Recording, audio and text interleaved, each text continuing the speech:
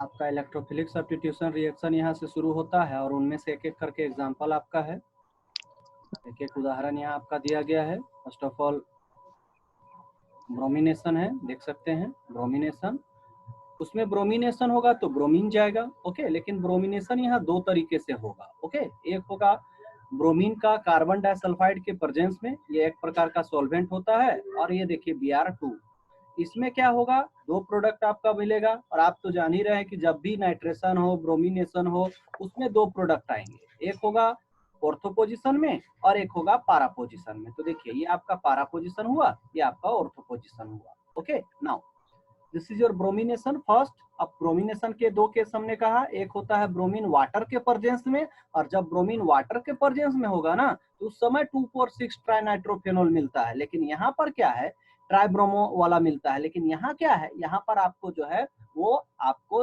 Ortho पारा वाले दो प्रोडक्ट मिलेंगे, ध्यान दीजिएगा। This is your phenol, this is Br2 carbon disulphide. अब इसमें जो होगा ना वो आपका ऑर्थो पारा वाला प्रोडक्ट देगा। यहाँ ध्यान दीजिएगा, इसी का ब्रोमिनेशन ही होगा। लेकिन अगर वो ब्रोमीन वाटर रहा ना तो जो 2, 4 और 6 ये तीन जो पोजीशन होंगे उन तीनों पर जो है आपका इन जगहों पर आपका ब्रोमीन जाएगा। उसी को 2,4,6 ट्राइब्रोमो फेनॉल कहा गया है। अभी जो कुछ देर पहले आप लोगों को एक क्वेश्चन दिखा रहे थे ना, वो क्वेश्चन यहीं से लिया गया था और यही क्वेश्चन था, समझिए। एक स्क्रीनशॉट इसका ले लीजिए आप लोग, एक स्क्रीनशॉट इसका ले लीजिए आप लोग। ये ऑर्थो पारा डायरेक्टिंग ग्रुप है, आने वाले कोई भी सब्सटेंस को या तो वो ऑर्थो पोजीशन में भेज देगा या पारा पोजीशन में भेज देगा। तो आने वाले कौन थे, ब्रोमीन। तो बोला भाई एक तुम यहाँ चले जाओ, एक यहाँ चले जाओ, देख लीजिए दो प्रोडक्ट बना, है ना। स्क्रीनशॉट तो ले ही लिए सभी कोई। कौशिला आप अभी अभी ज्वाइन किए हैं, अगर स्क्रीनशॉट नहीं लिए होंगे तो ब्रोमिनेशन का ले लीजिए स्क्रीनशॉट जल्दी से। नहीं सर, नेटवर्क छोड़ दिया था। ले लिए हैं यहाँ तक स्क्रीनशॉट? नहीं। अच्छा डोंट वरी, ऐसे दिक्कत होगा तो हम आज यूट्यूब में अपलोड कर देंगे, जी सर। रिकॉर्ड कर रहे हैं। चलिए, दोनों में फर्क है बाबू, ध्यान दीजिएगा। एक आपका है कार्बन डाइसल्फाइड के प्रेजेंस में और एक ब्रोमीन वाटर, ब्रोमीन पानी वाला ब्रोमीन होगा, ओके। अगर ऐसा होगा ना, देखिए तो इसी में आपको 2, 4, 6 वाला मिलेगा, देख लीजिए यही है आपका 2,4,6 ट्राई ब्रोमो, 2,4,6 ट्राई ब्रोमो। और लास्ट में फेनॉल, अगर हम तीनों को लिख दिए हैं तो लास्ट में तो ये फेनॉल ही है ना भाई ये, ओके। तो this is 2,4,6 try bromo phenol. अब ले लीजिए इसका भी आप लोग स्क्रीनशॉट, एक स्क्रीनशॉट ले लीजिए, हम यहाँ पढ़ते हैं इसके बाद। Okay sir. ठीक, देखिए क्या कहता है कि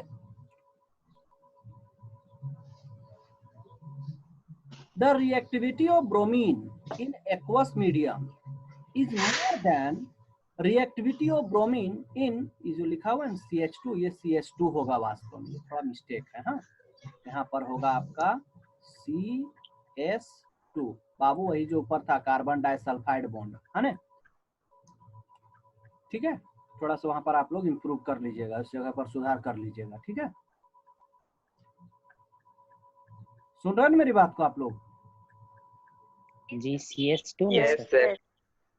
क्या कहता है कि more than the reactivity of Br2 in CH2 because H2O is a polar solvent, it dissociate Br2 molecules to generate electrophile, मतलब समझे, इलेक्ट्रोफाइल्स के रूप में। अच्छा सोचिए, इलेक्ट्रोफाइल्स आपको पता है न्यूक्लियोफाइल्स नेगेटिव, न्यूक्लियोफाइल्स नेगेटिव होते हैं और इलेक्ट्रोफाइल्स पॉजिटिव होंगे।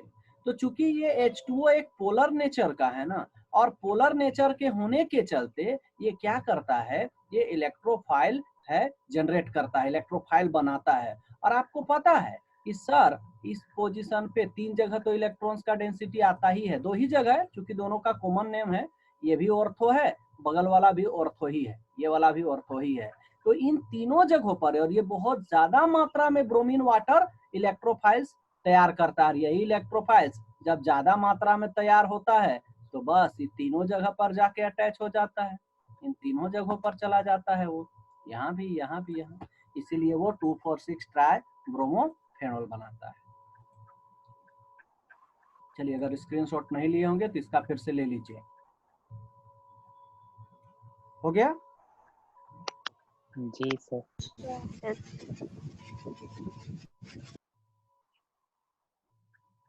लिख लिए आप सब? जी। हाँ this is your another point, this is nitration. और नाइट्रेशन भी दो किस्म से होगा, एक देख लीजिए डाइल्यूट से और एक देख लीजिए क्वांक से, है ना। ध्यान देंगे इस जगह पर कि डाइल्यूट से करने पर जरा इसका ट्रिक देखिए, इससे दो प्रोडक्ट बनेंगे, ओके, एक ये वाला और एक ये, दो प्रोडक्ट, और कहाँ जाएगा तो बस वही आपका ऑर्थो-पारा, दो ही चीज तो है ही, ऑर्थो, और ये देखिए दूसरा में पारा वाला मेजर प्रोडक्ट होता है, ये थोड़ा सा माइनर होता है, ओके। नाउ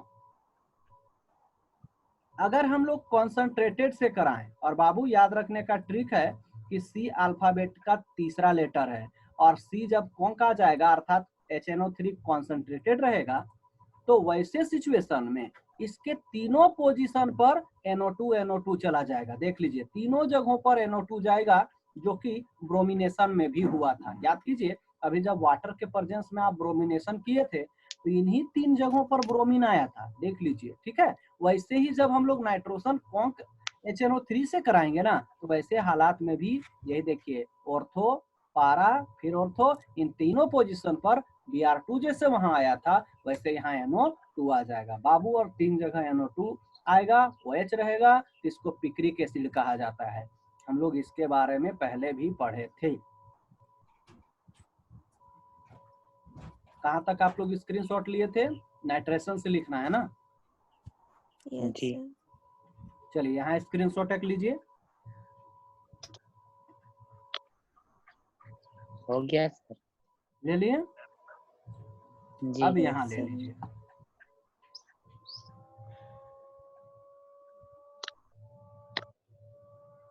ठीक है? हो गया। हाँ। आप लोग देखेंगे एनसीईआरटी टेक्स्ट बुक में, अगर पुराना बुक हो तो 333 333 में आपका जहाँ पर पिक्रिक एसिड बनाया गया है, ऊपर में आपका जो है डिस्क्रिप्शन किया गया है डाइल्यूशन को लेकर के, ये मतलब डाइल्यूट HNO3 को लेकर के, बीच में देखिएगा एक हाइड्रोजन बॉन्डिंग करके कॉन्सेप्ट है ना? हाइड्रोजन बॉन्डिंग को लेकर के एक कॉन्सेप्ट है। बाबू जरा ध्यान दीजिएगा कि इसमें इंट्रा आपको मालूम है कि अगर खुद से अगर अपने में ही आप बॉन्डिंग कर रहे हैं हाइड्रोजन बॉन्ड, तो वो इंट्रा मॉलिक्यूलर H बॉन्डिंग है। अगर दो अलग अलग मॉलिक्यूल्स आपस में मिलकर हाइड्रोजन बॉन्ड बना रहे हैं तो वो इंटर मॉलिक्यूल, आप जानते हैं कि ये इंटर होगा और ये इंट्रा होगा, आपको पता है ना। देख लीजिए OH और ये NO2, तो आपको पता है कि जहां हाइड्रोजन और कोई हाईली इलेक्ट्रोनेगेटिव एटम एक दूसरे के सामने आते हैं तो एक विशेष तरह का टेम्पटेशन आपस में उनके बीच लालच उत्पन्न होता है, और वही हाइड्रोजन बॉन्ड है। देख लीजिए ये एक ही घर के है ना, आखिरकार NO2 भी उसी का, OH भी उसी का, किसका? तो बेंजीन का। अब ये लोग दोनों में होगा ऐसे अट्रैक्शन, तो इसको इंट्रामोलिक्यूलर हाइड्रोजन बॉन्डिंग बोला जाएगा। और इधर जो आप देख रहे हैं वहां दो अलग अलग एटम के, दो अलग अलग मॉलिक्यूल के बीच हो रहा है। ध्यान दीजिएगा इस जगह पर ऐसे बाबू, ये है NO2, ये है OH, ये है पारा वाला, तो देख लीजिए NO2 और ये OH, इसका O और इसका H, याद रखिएगा दोनों अलग अलग मॉलिक्यूल्स है। ये अलग ऑर्थो नाइट्रोफेनॉल है, ये अलग आपका जो है वो पारा नाइट्रोफेनॉल, ये अलग पारा नाइट्रोफेनॉल। अब ये लोग दोनों के बीच में अगर होगा, दो अलग अलग के बीच में, दिस इज कॉल्ड इंटर, है ना। और इंटरा का मतलब हुआ अपने में ही, ओके। तो ये इंटरा मॉलिक्यूलर H बॉन्ड है और ये इंटर मॉलिक्यूलर H बॉन्ड है। काहे ऐसा हुआ? देखिए कारण, इसके पीछे वजह है, सिंपल सा है कि भाई आमने सामने ही लोग हो जा रहा है, ऑर्थो तो सामने होगा ना। चलिए, तो ये इंटर और इंट्रा की बात हो रही है। ये इंट्रा मॉलिक्यूलर हमेशा वीक होता है और इंटर मॉलिक्यूलर थोड़ा ज्यादा स्ट्रॉन्ग होता है, ओके। सो दैट यहाँ ध्यान दीजिएगा, यहाँ एक सवाल है कि between ortho nitrophenol and para nitrophenol which is steam volatile and why, मतलब कौन भाप बन सकता है और क्यों, आसानी से वाष्पीकृत हो सकता है। तो वाष्पीकृत आसानी से होने का मतलब समझ रहे हैं, इसका बॉइलिंग पॉइंट मेल्टिंग पॉइंट कम होगा। तो बाबू सिंपल सा तर्क है कि जिनके पास कमजोर हाइड्रोजन बॉन्ड होगा वो आसानी से वोलाटाइल होगा, जिनके बीच हाइड्रोजन बॉन्ड मजबूत होगा वो थोड़ा सा ज्यादा टेम्परेचर लगेंगे, उनके लिए टेम्परेचर का रिक्वायरमेंट ज्यादा होगा। अब जरा नीचे देखिए, तो इसका मतलब आप लोग यहीं से बता दें हमें कि भैया दोनों में से किसको आपको लगता है कि ज्यादा वोलाटाइल होगा और कौन कम मतलब कौन आसानी से वोलाटाइल होगा। हेलो जी सर। बताइए, ऑर्थो वाला नाइट्रोफेनॉल आसानी से वोलाटाइल होगा या फिर पारा नाइट्रो वाला?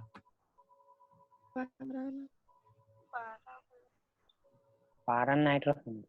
कैसे पारा वाला होगा? क्या कि उसके बीच दूरी कम ज्यादा है सर?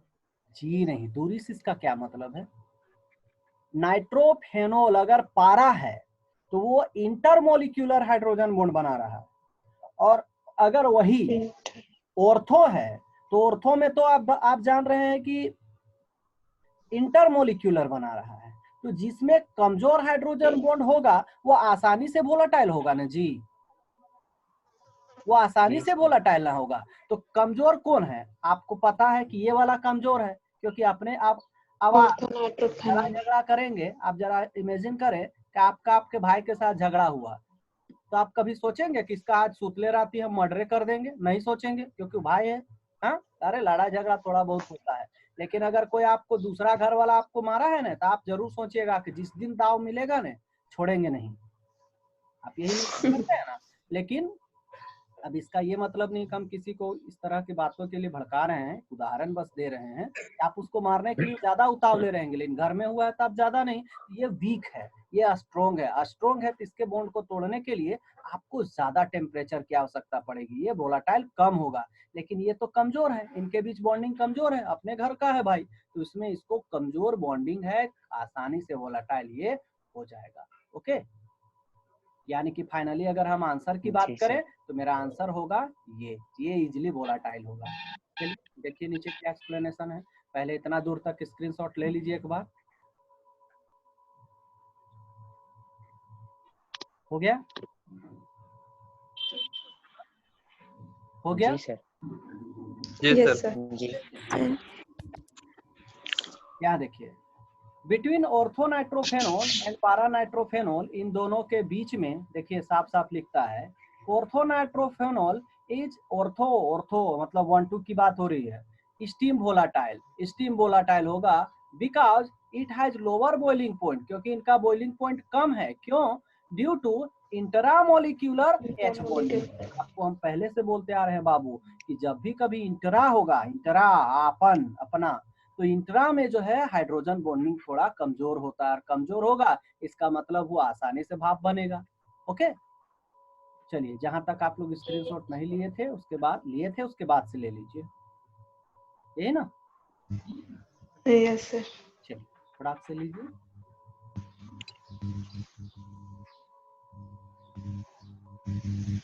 हो गया सर। अब आगे बढ़ी। अब इसमें आपका 10 नंबर 9 नंबर ये मैच नहीं करेगा, आपका जो पीछे का नंबरिंग चल रहा है ना उसको आप लोग बढ़ाते चलिएगा। हो सकता है पहला था दूसरा होगा, क्योंकि हम लोग रिएक्शंस ऑफ फेनॉल अलग पढ़ रहे हैं, तो फेनॉल में 1 नंबर में, 2 नंबर में, 3 नंबर में ऐसे करते चलिएगा, ये आपको वहां से मैच नहीं करेगा। ओके, देख लीजिए, अगर हम लोग इसका जिंक के साथ रिएक्शन करा देते हैं, एक्शन ऑफ जिंक, तो जिंक के साथ रिएक्शन कराइएगा तो फेनॉल से बेंजीन में चेंज हो जाएगा। बाबू ये बहुत इंपॉर्टेंट केमिकल रिएक्शन है, ध्यान दीजिएगा। अगर आपको फेनॉल टू बेंजीन बनाने की बात है तो ज्यादा कुछ मत करिए, आप जिंक डाल दीजिए और उसको हीट कर दीजिए, डायरेक्ट से वो बेंजीन में चेंज हो जाएगा। बाबू ये एक इम्पोर्टेंट कन्वर्सन है, करके कन्वर्सन पूछता है, और कन्वर्सन भी कुछ वैसा नहीं है, जरा ध्यान दीजिएगा। कन्वर्सन भी इसका वैसा कुछ नहीं है। क्या देगा कन्वर्सन? कि कन्वर्ट करिए फेनॉल टू बेंजीन। अब आप खुद सोचिए, यही तो कन्वर्सन है जो आप अभी देख रहे हैं नीचे, है कि नहीं? एक क्वेश्चन बना रहा है नीचे, जी सर। बस बगल वाला आपका फेनोल है, पीछे आप देख लीजिए वो बेंजीन है। तो इस तरह ये एक इम्पोर्टेंट कन्वर्सन बनता है कि फेनोल टू बेंजीन, और कुछ नहीं करना है, बस वन स्टेप तो रिएक्शन है। ऐसे भी तो जिंक जो होता है, हुआ क्या सो देखिए, ये जिंक इसका ऑक्सीजन ले लिया, जब जिंक ऑक्सीजन ले लिया तो बन गया जिंक ऑक्साइड। अब बाकी देख लीजिए, जब ऑक्सीजन निकल गया जिंक के साथ में, तो जो हाइड्रोजन था वो हाइड्रोजन इसके नीचे आ गया। ऐसे भी तो आपको पता है कि जब बेंजीन में कुछ इस तरह स्ट्रक्चर रहता है, तो आपको भी पता है कि सर एक हाइड्रोजन कम है, तो ऊपर वाला हाइड्रोजन अगर दोबारा से इसको वापस मिल जाएगा, तो फिर से जो C6 और H5 था वो फिर से C6 और H5 एक हाइड्रोजन और जोड़ के वो 5 से 6 हो जाएगा। Okay, this is C6H6। Okay, 5 से वो 6 हो जाएगा, इसीलिए बेंजीन दिखाया गया है उसका। ठीक है, तो चलिए take a screenshot of this image.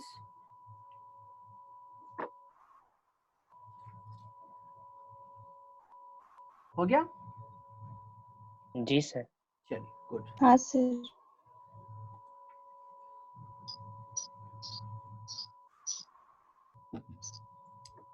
This is Kolbe's reaction. जरा कॉल्ब का रिएक्शन की बात करें। अब जैसा आप सबको पता है कि जहां से नाम वाला रिएक्शन शुरू हुआ, समझ लीजिए कि उस समय से आपका बहुत महत्वपूर्ण सवाल स्टार्ट होना शुरू हो गया। मतलब ये आपका एक इम्पोर्टेंट क्वेश्चन बनाएगा यहाँ से, ठीक है? और इस तरह बीच में बहुत ज्यादा आप लोग लीव मत लीजिए। देख रहे हैं कॉल्ब्स रिएक्शन, वो बड़ा इंपॉर्टेंट रिएक्शन है। कॉल्ब इलेक्ट्रोलाइसिस आपको अगला चैप्टर में भी पढ़ना है, और यहाँ कॉल्ब्स रिएक्शन है बस, है ना? और कॉल्ब हो गया, रिमर-टिमन्स हो गया, ये कुछ ऐसे रिएक्शन हैं जो बहुत इंपॉर्टेंट है और अक्सर यहाँ से सवाल आते रहता है। ओके, देख लीजिए, पहले एक बार रिएक्शन को ही बात करते हैं, बाद में इसके बारे में डिस्कशन पढ़ेंगे। देखिएगा क्या हुआ है इस रिएक्शन में। ये आपका फेनोल है, अगर हम NaOH के साथ करा देंगे तो ONA बनेगा, ठीक है? अब उसके बाद अगर हम लोग उसका रिएक्शन कार्बन डाइऑक्साइड के साथ करा दें, तो कार्बन डाइऑक्साइड के साथ अगर ये रिएक्शन करेगा, तो रिएक्शन करने के बाद वो आपका एक्चुअली पता है, ये वाला स्टेप आप लोग छोड़ दीजिएगा, रुकिए हम टेक्स्ट बुक में रिफर करते हैं थोड़ा सा। हेलो, देखिए जी सर।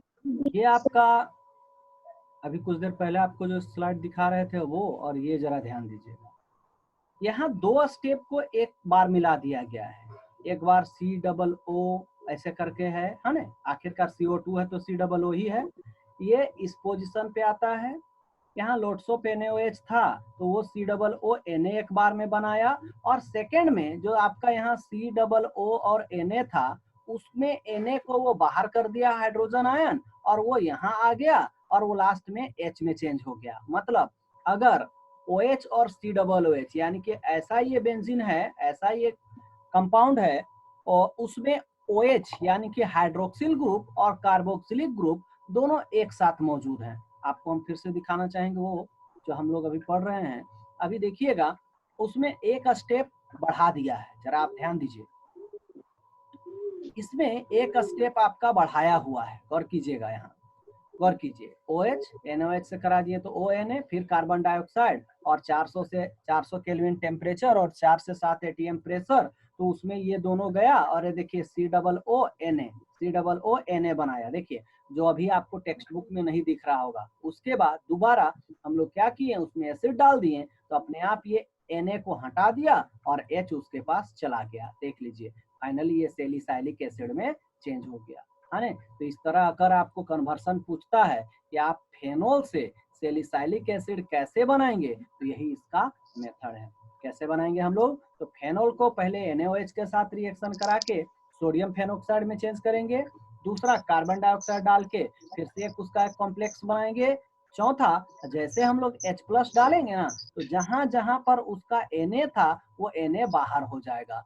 वो Na के बजाय दोनों जगहों पर H इंटर कर जाएगा, और ये आपका सैलिसाइलिक एसिड का फॉर्मेशन होगा। ओके, तो चलिए आप लोग शायद यहाँ तक क्लियर है ना? नहीं सर, इसमें नहीं लिए। इसका स्क्रीनशॉट लेना है सर। इसका स्क्रीनशॉट आप लोग नहीं लिए थे क्या? अब सेकंड स्लाइड में यहाँ से लीजिए स्क्रीनशॉट इसका, जो पिछला वाला था उसके बाद।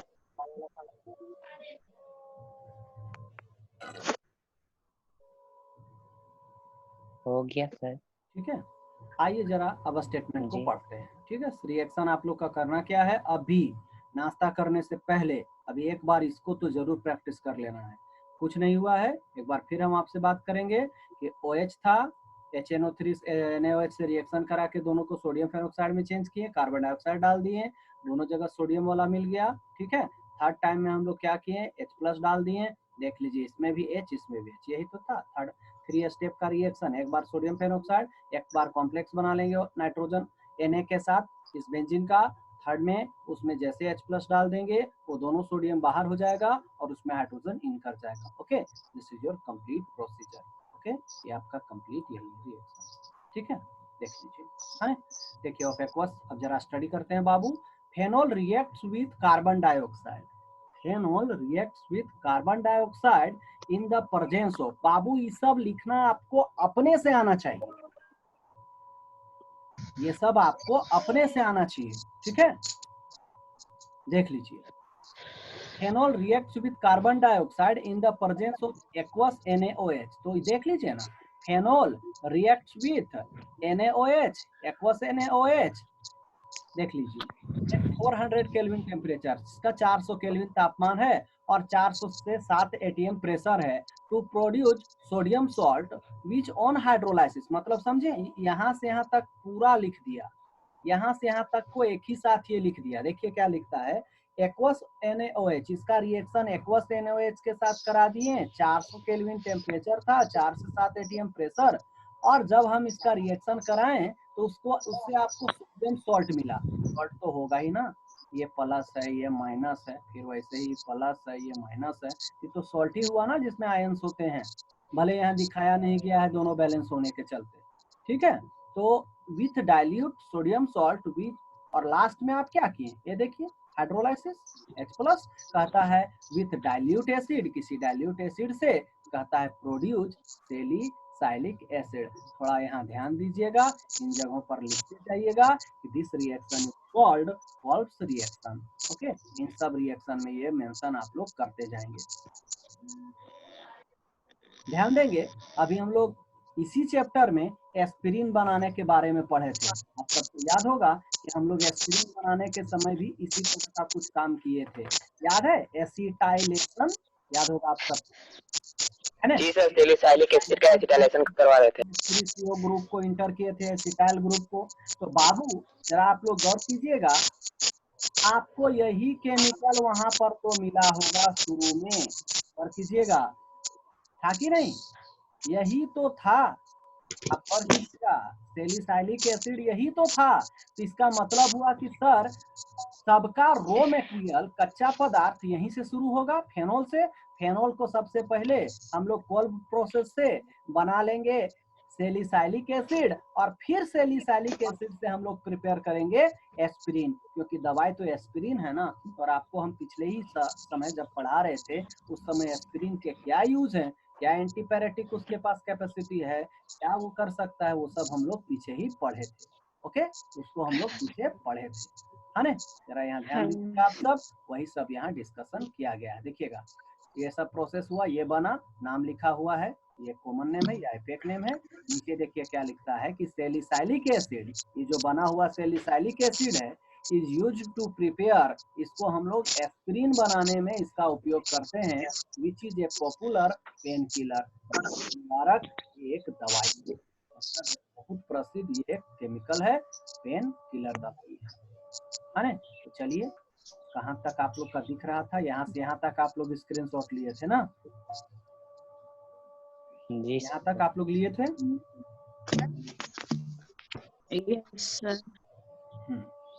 चलिए, अब जो है आप लोग यहाँ तक ले लीजिए, देखिए स्क्रीनशॉट। अब यहाँ सेकंड स्लाइड लीजिए, इस जगह पर सैलिसाइलिक एसिड,